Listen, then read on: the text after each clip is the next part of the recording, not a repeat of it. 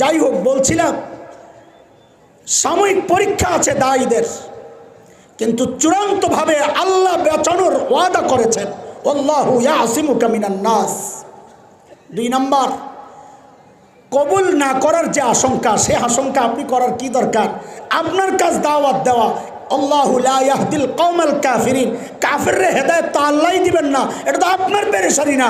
আল্লাহ যাকে হেদায়েত দিবেন আপনি দাওয়াত দিলেই হবে, আপনি দেন। আর আপনি দাওয়াত দেওয়ার পর যদি না হয়, এটা আপনার ব্যর্থতা না, আল্লাহ তার হেদায়েত কবুল করেন নাই। তো প্রত্যেক দায়ীর আশঙ্কা কয়টা? এক, কবুল না করার আশঙ্কা, আর এক হচ্ছে অনিষ্টের আশঙ্কা, হামলার শিকার হওয়ার আশঙ্কা। আল্লাহ ওয়াদা করেছেন রক্ষার, আল্লাহ সান্ত্বনা দিয়েছেন, হেদায়েতের মালিক আল্লাহ, আপনার কাজ দাওয়াত দেওয়া। মুহতারাম হাজরিন, যে কথাটা বলছিলাম, নবীকে আল্লাহ বলেছেন আপনি পুরাপুরি দিন পৌঁছায় দেন, না দিলে আপনি নবুয়তের দায়িত্ব, রিসালাতের দায়িত্ব ঠিকমতো আদায় করেন নাই। এটা আরেকটা বিষয়। 3টা বিষয় আপনাদেরকে বলে আমি ফিনিশিংয়ে যাব। 1 নম্বর বিষয়, আজকে দিন কমপ্লিট। কার কথা? কোন জায়গায় আছে? কত নম্বর আয়াত? 2 নম্বর কথা, নবীকে আল্লাহ বলছেন আপনি দিন পুরোপুরি পৌঁছায়া দেন, না পৌঁছাইলে আপনি নবুয়তের রিসালাতের দায়িত্ব ঠিকমতো আদায় করেন নাই। কোন জায়গার কথা? কত নম্বর আয়াত? 67। মাশাআল্লাহ, কয় কথা গেল? 3 নম্বর কথা, বিদায় হজে সাহাবায়ে কেরামকে আল্লাহ রসুল সবাইকে ডেকে একটা হুকুম করেছিলেন। কি হুকুম? ওই হুকুমটা বুঝার আগে একটা উদাহরণ বুঝেন। দিল্লিতে একটা জায়গা আছে মেওয়াত, ওই যে বলে না তাবলিগের মেওয়াতি গ্রুপ, সেই মেওয়াত। ওরা আগের থেকেই খুব দুর্ধর্ষ। ইংরেজরা ওদের অঞ্চলে ঢুকতে পারে নাই কখনো। কারণটা কি? ওদের একটা আজব ব্যবস্থাপনা। যেই রাস্তা দিয়ে ইংরেজরা ঢুকবে ওখানে একটা ঘন্টি লাগায় রাখছে। ওই ঘন্টি 1 মাইল পর্যন্ত এটার আওয়াজ যায়। ওরা যখনই দেখে ইংরেজরা আসতেছে ওই ঘন্টি বাজায় দেয়। ওই 1 মাইল পরে যারা আছে ওরা ওই ঘন্টির আওয়াজ পাইলে অগোটাও বাজায়। ওদেরটা বাজাইলে আওয়াজ চলে যায় পরবর্তী ঘন্টি পর্যন্ত, ওরাও বাজায় দেয়। আশেপাশে মুহূর্তের মধ্যে, এখন না মোবাইল আছে, গ্রুপ চ্যাটের মাধ্যমে জানায় দিছে ইংরেজরা ঢুকছে, কার কি আছে অস্ত্র লিয়ে নাইমা পড়ো। তখন তো আর এই সিস্টেম ছিল না, এই আজব সিস্টেম ছিল। একজনের আওয়াজ পরেরটা যারা পায় ওরা আওয়াজ দেয়, পরেরটা পায়, মুহূর্তের মধ্যে পুরো অঞ্চলে ছড়ায় যায়। হঠাৎ ইংরেজরা দেখে এদিক দিয়ে বেডি কুড়াল লয়ে বেরিয়েছে, ওদিক দিয়ে পোলা জাউ লয়ে বেরিয়েছে, ওদিক দিয়ে একজন লোহা লয়ে বেরিয়েছে, হঠাৎ চারোদিক থেকে হামলার মুখে পড়া ওরা পালাইতে বাধ্য হয়। এটা ছিল এক আজব তরিকা। নবী আলাইহিস সালাম সাহাবাদেরকে ডেকে বললেন, আলা ফালইউবাল্লিগিশ শাহিদুল গায়ব, আলা ফালইউবাল্লিগিশ শাহিদুল গায়ব। তোমরা এখানে যারা আছো, অনুপস্থিত যারা, তাদের কাছে আমার কথাগুলো পৌঁছায়া দাও। অনুপস্থিত যারা, তারা যখন তোমাদের কথাগুলো পাবে, তারা যেন পরবর্তীদের কাছে এই কথাগুলো পৌঁছায়া দেয়, পরবর্তীওয়ালারা যেন তাদের পরবর্তীওয়ালাদের কাছে পৌঁছায়া দেয়। আলা ফালইউবাল্লিগিশ শাহিদুল গায়ব, উপস্থিতরা অনুপস্থিতদের কাছে আমার সব কথাগুলো পৌঁছায়া দাও। এই কথাটা নবী বলেছেন বিদায় হজে। কোথায় বলেন? কোথায়? 3টা কথা বললাম। এই 3টা কথা আবারও আপনাদের কাছ থেকে আমি শুনি পড়া। 1 নম্বর, আল্লাহ বলেছেন আজকে দিন কমপ্লিট। কে বলেছেন? কোথায় আছে? কত নম্বর আয়াত? 2 নম্বর, আল্লাহ নবীকে বলেছেন। দেখেন, প্রথমটার সম্পর্ক আল্লাহর সাথে, দিন কমপ্লিট করছেন কে? দ্বিতীয়টার সম্পর্ক নবীর সাথে। তৃতীয় কথার সম্পর্ক সাহাবী এবং পরবর্তী সালাফে সালেহিনদের সাথে। প্রথম কথা আল্লাহ বলেছেন দিন আমি কমপ্লিট করেছি। 2 নম্বর, নবীকে আল্লাহ বলছেন দিন পুরোপুরি পৌঁছায়া দেন। কোথায় আছে? কত নম্বর আয়াত? তৃতীয়টা, নবী সাহাবীদেরকে বলেছেন যে আমার কথাগুলো অনুপস্থিতদের কাছে পৌঁছায়া দাও। কোথায় বলেছেন এটা? এই 3টা কথা কি মাথায় ঢুকছে আপনাদের? আবার বলি না চলবে? ঢুকছে ভিতরে, দিলে ঢুকছে, বসছে কথাটা। কয়টা কথা? প্রথম কথার সম্পর্ক কার সাথে? দ্বিতীয় কথার সম্পর্ক কার সাথে? তৃতীয় কথার সম্পর্ক কার সাথে? এবার বুঝেন, বেদাত কেন এতটা ভয়ঙ্কর গুনাহ? ও দোস্ত, আপনি একটা আমল যখন করছেন যা আল্লাহ বলেন নাই, নবী বলেন নাই, তা আপনি আল্লাহকে অভিযুক্ত করছেন, ও আল্লাহ আপনি যে বলেছেন আজকে দিন কমপ্লিট, আপনি মিথ্যা কথা বলেছেন। বলে কই মিথ্যা বললাম? বলে এই যে খাজার নামে ওরস করার কথা তো আপনি কোরআনে বলেন নাই, না বইলাই আপনি দিন কমপ্লিট জানাইয়া দিলেন, আপনি কাজটা ঠিক করেন নাই। আপনি এক একটা বিদআত করছেন, মানে আল্লাহর ওই দাবি দিন আমি কমপ্লিট করেছি, আল্লাহর ওই দাবিকে প্রত্যাখ্যান করে আপনি আল্লাহকে মিথ্যাবাদী সাব্যস্ত করছেন। খেয়াল করছেন? এটা কি খুব স্বাভাবিক গুনাহ না ভয়ঙ্কর? 2 নম্বর, আপনি এক একটা বিদআত করছেন, মানে নবীকে বলছেন, নবী আল্লাহ আপনারে কইছিল বাল্লিগ মা উনজিলা ইলাইকা মির রাব্বিক, আপনার কাছে আমি যা পাঠাইছি আপনি সব পৌঁছায়া দেন। আপনি তো সব পৌঁছাইলেন না। বলে কেমনে পৌঁছাইলাম না? বলে আজানের আগে তো দুরূদ পড়তে হয়। কই আপনি তো এটা হাদিসে বলেন নাই। আজানের আগে যে দুরূদ পড়তে হয় আপনি তো আমাদেরকে জানাইলেন না। আপনার শানে দুরূদ পড়ার সময় যে দাঁড়াইতে হয় এটা তো আপনি জানাইলেন না। ওই যে মিলাদুন্নবী উপলক্ষে লম্বা মিছিল বের করতে হয়, আনন্দ মিছিল, খ্রিস্টানরা আনন্দ করে বড়দিন বইলা 25শে ডিসেম্বর, কই আপনি তো কোনো জায়গায় বললেন না আমরাও যেন একটা মিছিল বের করি, আনন্দ মিছিল। তো কাজে বোঝা গেল আল্লাহ যে আপনাকে বলেছেন বাল্লিগ মা উনজিলা ইলাইকা মির রাব্বিক, আপনি দিন পুরোপুরি পৌঁছায় দেন। আপনি সৌদি আরবে কিছুদিন পৌঁছাইছেন, বাংলাদেশিদের জন্য কিছুদিন পৌঁছান নাই, আপনি পুরোপুরি দিন আদায় করেন নাই। কাজী আল্লাহর যে ধমক, আপনি রিসালাতের দায়িত্ব ঠিকমতো আদায় করেন নাই। ও নবী, আপনি আপনার দায়িত্বে অবহেলা করেছেন। এই কাজটা এটা শরীয়ত, আপনি আমাদেরকে না জানাইয়া আপনি দায়িত্ব অবহেলা করেছেন। নাউজুবিল্লাহি মিন যালিক। এক একটা বেদাত করা আর আমার নবীকে দায়িত্ব অবহেলায় অভিযুক্ত করা। কথা কি বুঝতেছেন? কয়টা গেল? আপনি আল্লাহরও ছাড়েন নাই, বিদআত করতেছেন মানে আপনি কাকে ছাড়েন নাই? বিদআত করতেছেন মানে আপনি কাকে ছাড়েন নাই? নবীকেও ছাড়েন নাই। আর রয়ে গেল 3 নাম্বার। কি সেটা? আল্লাহর নবী সাহাবীদেরকে একটা নির্দেশ দিয়েছিলেন। কি নির্দেশ? আলা ফালইউবাল্লিগিশ শাহিদুল গায়ব, উপস্থিতরা অনুপস্থিতদের কাছে দিন পৌঁছায়া দাও। ও আবু বকর রাদিয়াল্লাহু আনহু, আপনি কাজটা ঠিক করেন নাই। আপনারে নবী এত ভালোবাসছেন, নবী যে দাঁড়ায়া দাঁড়ায়া দুরূদ পড়ছে আপনি কেন বললেন না? নিজেও করলেন না। জিলাপি আপনিও খাইতেন, আমরাও খাইতাম। নবীর মৃত্যু দিবস আপনি আবু বকর সর্বপ্রথম শুরু করলেই তো চালু হয়ে যাইত, আপনি কেন করলেন না? আচ্ছা আপনি নরম মানুষ, ডরে করেন নাই। ওমর, আপনার তো ডর ছিল না, আপনি কেন করলেন না? আপনি দায়িত্ব অবহেলা করেছেন।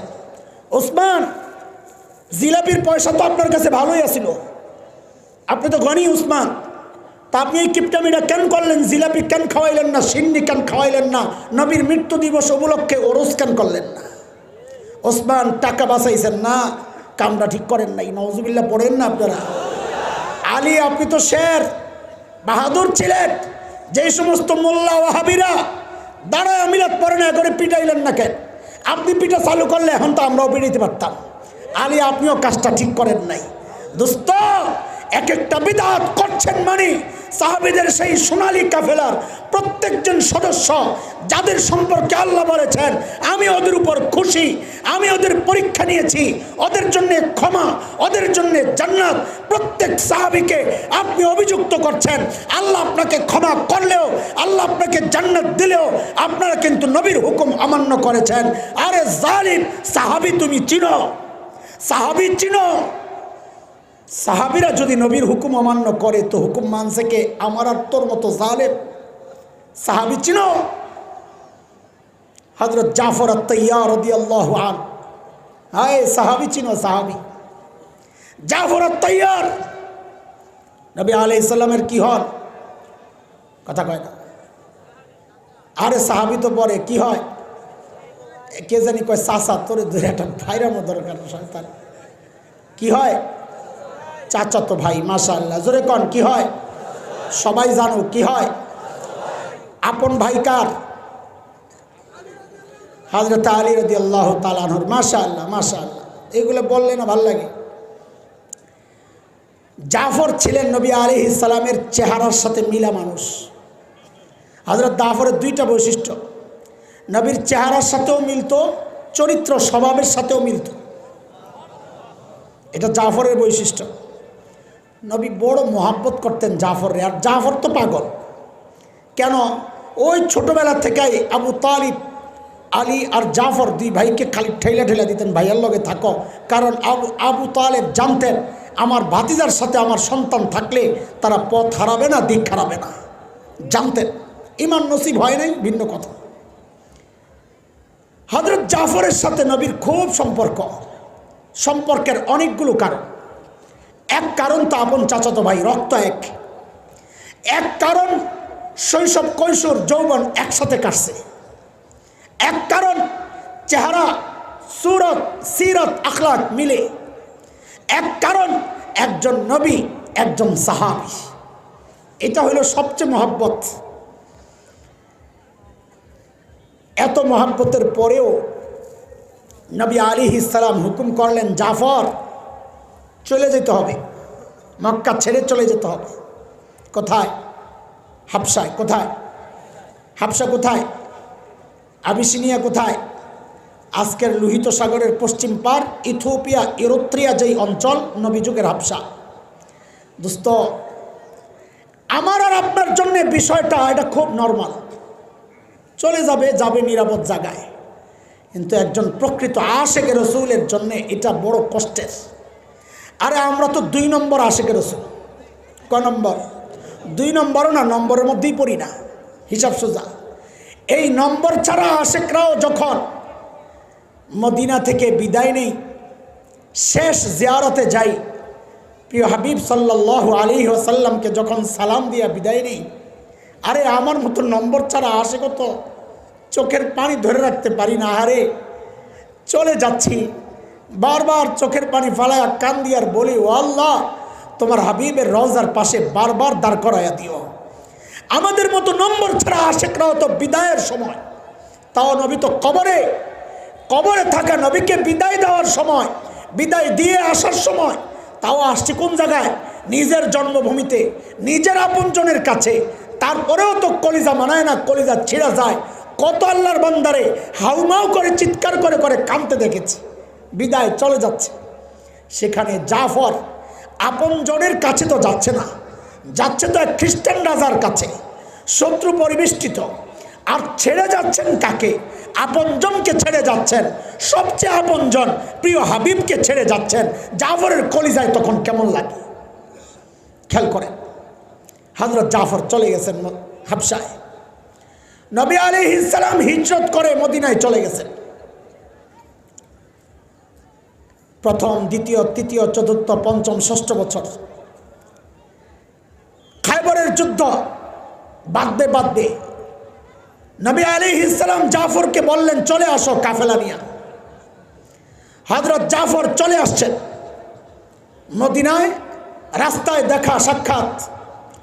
অদস্ত খেয়াল করেন, আল্লাহর হাবিব জাফরের আগমনের কারণে কতটা খুশি হয়েছেন। জাফর যেদিন মদিনায় ঢুকছেন, ওই দিন খায়বরের কেল্লা জয় হয়েছে। দেখেন, খায়বরের কেল্লা জয় হওয়ার পর মুসলমানদের জীবন সিস্টেমটাই পাল্টে গেছে। হঠাৎ গরিব মুসলমানরা সব ধনী ধনী সাহাবি হয়ে গেছে, এত সম্পদ পাইছে। তো কতটা খুশি হওয়ার কথা। একটা দুইটা কেল্লা না তো 8টা কেল্লা। আর কেল্লার ভেতরে মাল মাল আর বাগান খেজুরের, ওখানে ফসল ভালো হইতো। সেই খায়বর জয়, এটা একজন সেনাপতি হিসাবে আল্লাহর হাবিবের কতটা আনন্দিত হওয়ার কথা বলেন। আরে দেশ যখন জয় হয়েছে, বাংলাদেশ স্বাধীন হয়েছে, সাধারণ মানুষের কতটা আনন্দ লাগছে এটা তো বোঝা যায় যখন একটা ক্রিকেট খেলায় দল জিততে যায়, তখন যেই লাফালাফি করে। কথা বুঝেন নাই? তো দেশ জয় হইলে আনন্দটা কেমন। আর নবী খায়বর জয় হওয়ার পর কতটা আনন্দিত হওয়ার কথা, যে কঠিন সময় আমাদের শেষ। একই দিনে হযরত জাফর ঢুকছেন। নবী আলাইহিস সালাম কি বললেন? নবী বলেন, মা আদ্রি বিআইহিমা আমি জানি না আসাদ্দু ফারহা বিআইহিমা আনা আসাদ্দু ফারহা, আমি জানি না আজকে কোন কারণে আমার বেশি খুশি, বিকুদুমি জাফর আম বিফাতহি খাইবর, খাইবর জয় হওয়ার কারণে নাকি জাফর আসার কারণে, কোনটার কারণে আজকে আমার আনন্দ বেশি এটা আমি বুঝতে পারতেছি না। আল্লাহু আকবার। আচ্ছা খেয়াল করেন, নবীর তো আরো অনেক সাহাবী ছিল তাই না? জাফরের নবী ছিল কয়জন? কথা বলে না। আরে নবীর তো আরো অনেক সাহাবী ছিল না, ছিল না? তো জাফরের নবী ছিল কয়জন? অনেক সাহাবী থাকা সত্ত্বেও একজন জাফরকে পাইয়া নবী এতটা আনন্দিত হয়েছেন যে আজকে খায়বর জয়ের কারণে আনন্দ আর জাফরের আগমনের আনন্দ কোনটা বেশি নবী পার্থক্য করতে পারতেছেন না। তো জাফরের তো আরেকজন নবী নাই, সেই নবীকে পাইয়া জাফরের কেমন লাগছে? সুখের দিন জাফরের। কতদিন প্রিয় হাবিবের সাথে একসাথে নামাজ পড়ে না, কতদিন একসাথে সেজদায় যায় না, কতদিন প্রিয় হাবিবের চেহারাটা দেখেন না। রে পাগল সাহাবীরা তো নবীর চেহারা দেখার জন্য পাগল থাকতো, ঘরের কোনায় এসে দাঁড়ায়া থাকতো। নবী জিজ্ঞেস করতেন কেন দাঁড়ায় রইছো? কি জিজ্ঞেস করবা? বলে কিচ্ছু না। দাঁড়ায় রইছো কেন? বলে আগো আল্লাহর হাবিব, ঘর থেকে তো বাইর হয়ে এই নিয়তে কখন আপনি একটু বের হবেন, আপনার চেহারাটা একটু দেখবো।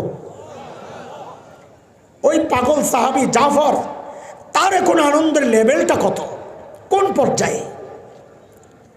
কিছুদিন যাওয়ার পরেই নবী আলাইহিস সালাম সাহাবীদেরকে বসাইলেন। মুতার যুদ্ধের ঘোষণা আসলো, রোমানরা আসতেছে, ওদেরকে মোকাবেলার জন্যে 3000 সৈন্য রেডি করলেন নবী আলাইহিস সালাম।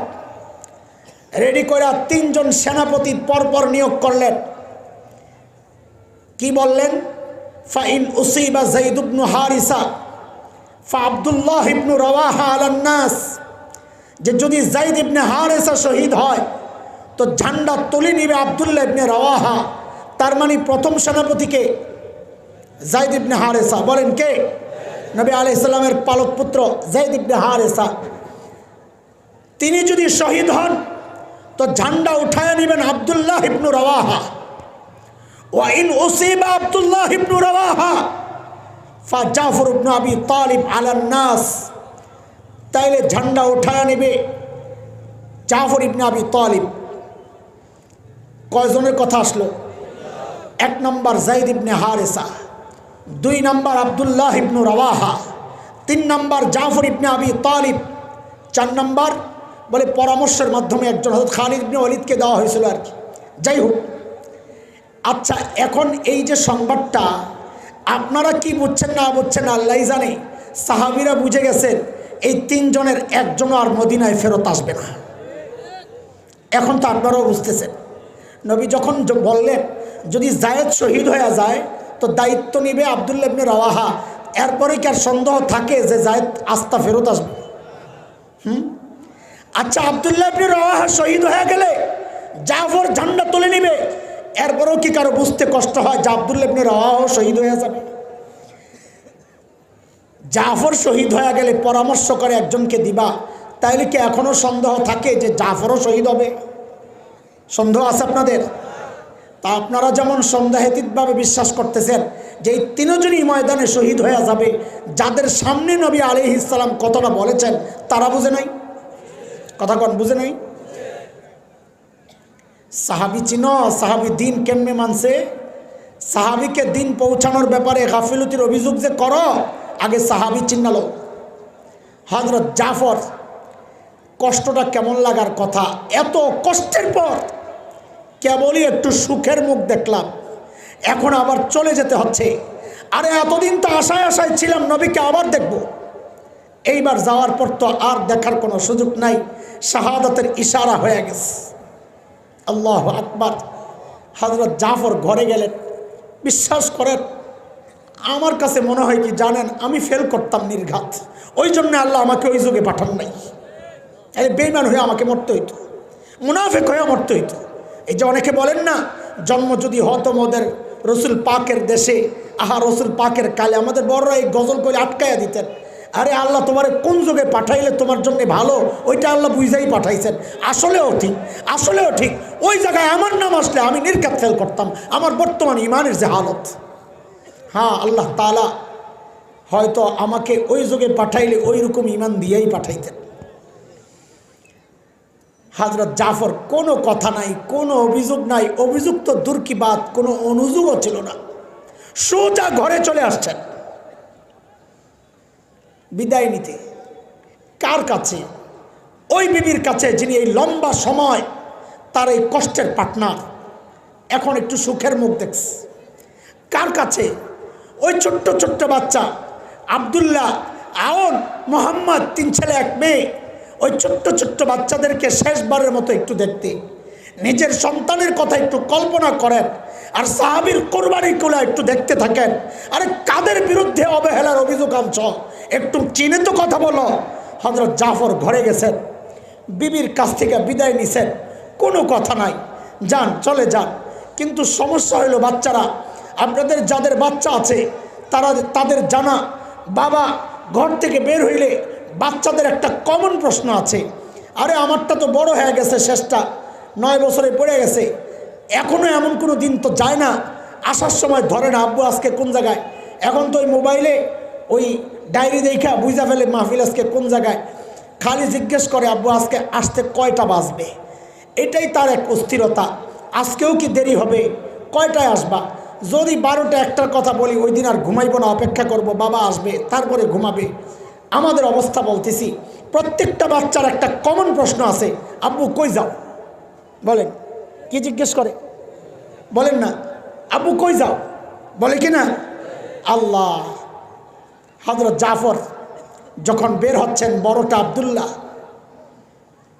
জিজ্ঞেস করছে আব্বু কই যাও? হযরত জাফরের কোনো কথা নাই, কি বলবে, পিছনে তাকানো না। কারণ ওই অশ্রু ভেজা চোখ দেখলে বিবির যদি মায়া লাগা যায়। এটা আমি খুব উপলব্ধি করি। হজের সফর 1 মাসের বা 20 দিনের জন্য যাই, বাচ্চাদের মুখের দিকে তাকায়া বলি না কথা। কেন? কারণ আমার চোখের কোনটা ভিজা থাকে, ওই আমার ভিজা চোখের কোনটা দেখলে ওরা কান্না শুরু করে। ওদের কান্না দেখলে আমি নিজেকে সামলাইতে পারবো না, আমিও কান্না শুরু করব। আমার কান্না দেখলে ওরা হাউমাউ করে কান্না শুরু করবে। এই জন্য অন্যদিকে তাকায়া মাথায় মুছি আর বলি বাবা ভালো থেকো, দোয়া করো বাবার জন্যে, বাবাও দোয়া করব। মুখের দিকে তাকাই না, মায়া লাগবে। হযরত জাফরও বাচ্চাদের মুখের দিকে তাকান না। যদি মায়া চলে আসে, আর ওই মায়া যদি প্রিয় হাবিবের হুকুম আর সিদ্ধান্তের বিরুদ্ধে বাধার দেয়াল হয়ে দাঁড়ায়, হযরত জাফর বাচ্চাদের মুখের দিকে তাকান না, সোজা মসজিদের দিকে রওনা। কিন্তু বিপত্তি বাধায়া দিছে আউনটা মুহাম্মদ তো ছোট, আউন মেজ, বিপত্তি বাধায়া দিছে। আউন কথা তো বলতে পারে না, ওই বাবা চিনে যায়া হযরত জাফরের কাপড়ের পিছন দিয়া ধইরা এরকম ঝুলে গেছে।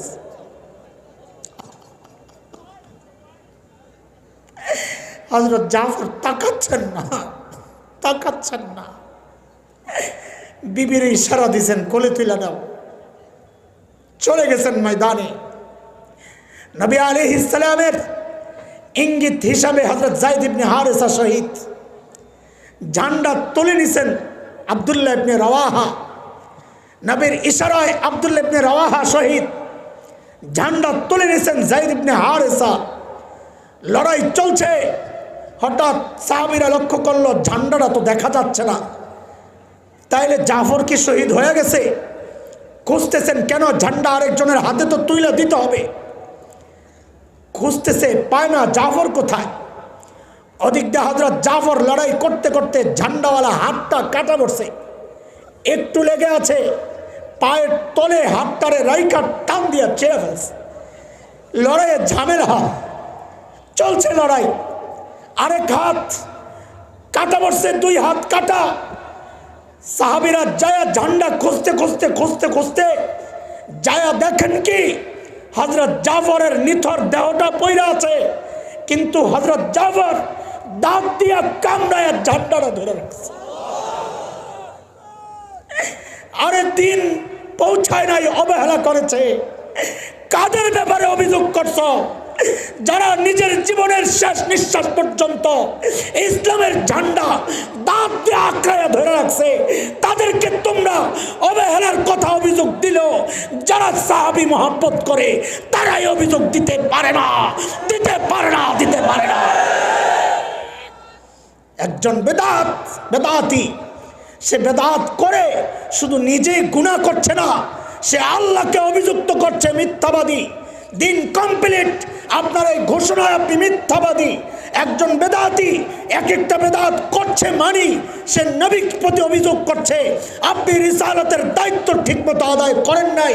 একজন বেদাতি এক একটা বেদাত করছে মানি সে সাহাবীদের সোনালী কাফেলার প্রত্যেক সদস্যকে অভিযুক্ত করছে যে নবী যে বলেছেন আলা ফালইউবাল্লিগি শাহিদুল গায়ব, তোমরা সেই দায়িত্ব ঠিকমতো আদায় করো নাই। নাউযু বিল্লাহি মিন যালিক।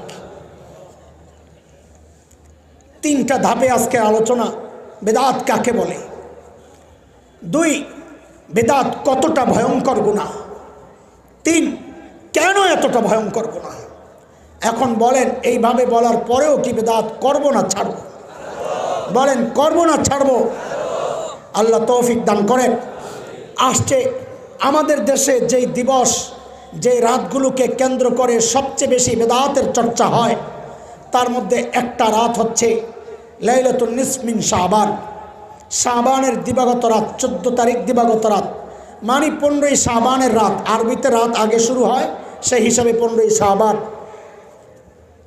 দোস্ত, আল্লাহর ওয়াস্তে বলি আপনাদেরকে, মেয়েদেরকে ওই হালুয়া রুটির বানানোতে ব্যস্ত বানায়েন না। মেয়েদেরকে ওই হালুয়া রুটির ব্যস্ততায় রাখেন না। এটা শয়তানের ধোঁকা। ইবাদতের প্রস্তুতি, রমজানের রোজা রাখবে, সে ইবাদত করবে, কিন্তু ওইগুলা না কইরা বেদাত আমি করছি। আমাদের এক ভাইকে বলতে শুনেছি আমি যে, ও ভাই, হালুয়া রুটি খাওয়ানো কি গুনার কাজ? আপনারা বলেন, গরিবকে হালুয়া রুটি খাওয়ানো কি গুনার কাজ? বলেন, আপনারা বলেন তো। এই রাতে হালুয়া রুটি বানায় তো গরিব করে বিলায়, তাই না? আপনজনরে খাওয়ায়, এটা তো গুনার কাজ না। তাহলে মোল্লারা কেন হালুয়া রুটির বিরুদ্ধে বলে? কি সুন্দর দলিল, দেখছেননি? আমি জিজ্ঞাসা করি, খাওয়ানো যে সওয়াব, এটা কি বছরের সব দিন না খালি ওই দিন? মাসআলা শোনেন, কোনো আমলের জন্য যদি শরীয়ত কর্তৃক দিন নির্ধারিত না থাকে, টাইম নির্ধারিত না থাকে, ওই আমলের জন্য দিন, তারিখ, টাইম নির্ধারণ করে নেওয়া, এটাও বেদাত। খাওয়ানো বেদাত না, খাওয়ানোর জন্য ওই রাতটাকে নির্ধারণ করা, ওইটা বেদাত। গরিবকে খাওয়ানো তো বেদাত না, খাওয়ানোর জন্য ওই টাইম নির্ধারণ করা, টাইম নির্ধারণ করার অধিকার আপনাকে কে দিয়েছে? যেটার জন্য অল টাইম আল্লাহ সওয়াব রাখছেন, সেটাকে নির্দিষ্ট টাইমের মধ্যে নিয়ে আসার অধিকার আপনাকে কে দিয়েছে? তার মানে আপনি আল্লাহর বিরুদ্ধে অভিযোগ করছেন, আল্লাহ আপনি টাইমটা ঠিক না করে দিয়া কাজটা ঠিক করেন নাই। ও ভুলে গেছিলেন না, ঠিক আছে, আপনি ভুললেও সমস্যা নাই, আমরা করে নিতেছি। নাউজুবিল্লাহ পড়েন না। আর আমাদের বাচ্চাদেরকে বলি, ওই যে আজকে তো শুনলাম বাজি ফুটান শুরু হয়েছে। কি কেন বাজি ফুটায়? আমি আর কারণ একটাই পেয়েছি, এছাড়া আর কিচ্ছু না। নমরুদ আল্লাহর তাড়ানোর জন্য তীর লইছিল না মারতে, আল্লাহরে মেরে নেব তীর দিয়া। হাদিস যেহেতু আসছে, যদিও দুর্বল, কিন্তু ফজিলতের জন্য দুর্বল হাদিস গ্রহণযোগ্য। আমাদের এক শ্রেণীর ভাই আছে বেদাত বলে লাইলাতুল বারাত বা নিসফে শাবান, এই রাতের যে ফজিলত, এইটাকেও অস্বীকার করা শুরু করে। না, ধোকা খায়েন না। আমরা রোজা রাখবো, তবে হযরত মুফতি তাকি উসমানী দামত বারাকাতুহুল আলিয়া বলেছেন, রোজা তোমরা 3 দিন রাখো না, তাই লিপ্ত হয়। 13, 14, 15 তাইয়ামে বীজের রোজা হয়ে গেল, শাবানের রোজা হয়ে গেল। আর যদি লাইলাতুল বারাতের রোজা থাকে, ওই দিনের পরের দিনের রোজা যদি থাকে, তাহলে ওইটাও হয়ে গেল। একসাথে 3 কাম হয়ে গেল। ওই নিয়তে রাখার দরকার কি? আরে ওই নিয়তে রাখার তো দরকার নাই। রোজা রাখেন আইয়ামে বীজ, 13, 14, 15 প্রতি মাসের রোজা রাখেন না, ওইটা রাখেন। শাবানে নবী আলাইহিস সালাম সবচেয়ে বেশি রোজা রাখছেন। আম্মা জান আয়েশা রাদিয়াল্লাহু আনহা নিজের ভাঙতি রোজার মাসে যদি মেয়েলি সমস্যা হয়, তাহলে তো রোজা রাখা যায় না, তাই না? এটা পরে রাখতে হয়। আম্মা জান এই ভাঙতি রোজা রাখতেন শাবান মাসে। কবে? এটা কেমন কথা? রোজা ভাঙছে হইল রোজার মাসে, পরের মাস শাওয়াল, পরের মাসে না রেখে নেব। 1 বছর শাবান তো রমজানের আগের মাস, সেই রমজানে কাজা হয়েছে, রাখতেছেন শাবানে, কাহিনী কি? সারা বছর রাখলেন না কেন? আরে প্রশ্ন জাগে আপনাদের? বুঝেন নাই আমার কথাটা? আম্মা জান ভাঙতি রোজা রাখতেন কবে? শাবান মাসে। বলে শাবানে কেন রাখতেন, সারা বছর রাখলেন না কেন? মুহাদ্দিসিনরা দারুণ ব্যাখ্যা দিয়েছেন। কারণ আম্মা জানও বলেছেন, কারণ হইল অন্য মাসে রোজা রাখতেন না এই জন্যে, যদি না নবী আলাইহিস সালাম দিনের বেলা ডাক দেন, তখন নবীর ডাকে রোজার কারণে যদি সাড়া দিতে না পারেন, এটা আম্মা জানের জন্য একটা পীড়াদায়ক যন্ত্রণাদায়ক এক বিষয় হবে। এই জন্য অন্য সময় রাখতেন না, শাবানে যায় রাখতেন। কেন? আম্মা জান জানতেন শাবানে মোটামুটি নিশ্চিত নবী রোজা। বুঝেন নাই সূক্ষ্ম ব্যাপারটা? শাবানে নবী রোজা নিশ্চিত যেহেতু এটা, এই জন্য আম্মা জান ভাঙতি রোজা রাখতেন শাবান মাস। এই জন্য আমাদের শাবান উপলক্ষে কাজ, দায়িত্ব বেশি বেশি রোজা রাখা। নবী আলাইহিস সালাম রমজানের পর সবচেয়ে বেশি রোজা শাবানে রাখতেন, মিস করতেন না। শেষ দিকে একটা রোজা বাদ দিতেন, যেহেতু চাঁদের ব্যাপার আছে, সন্দেহের মধ্যে বেড়ে যেতে হবে, এই জন্য ওই দিন না রাখা। এছাড়া আমরা যতদূর সম্ভব প্রতিদিন রোজা রাখবো ইনশাআল্লাহ তাআলা। সওয়াব হবে। রমজানের প্রস্তুতি, রমজানের জন্য প্রস্তুত হওয়া শুরু করি এখন থেকেই। অতিরিক্ত কাজগুলো আস্তে আস্তে গুছায়া ফেলি। রমজানকে একটা মাসকে অন্তত ইবাদতের মাস বানাই। আল্লাহ তাআলা আমাদেরকে, আমাদের শাবানকে, আমাদের শাবান রজব তো চলে গেছে, আমাদের শাবানকে বরকতওয়ালা বানায়া দেন। আমাদের সবাইকে আল্লাহ তাআলা রমজান পর্যন্ত হায়াত বাড়ায়া দেন। আমিন আমিন। ওয়া আখিরু দাওয়ানা আলহামদুলিল্লাহি রাব্বিল আলামিন। আসসালামু আলাইকুম ওয়া রাহমাতুল্লাহি ওয়া বারাকাতুহু।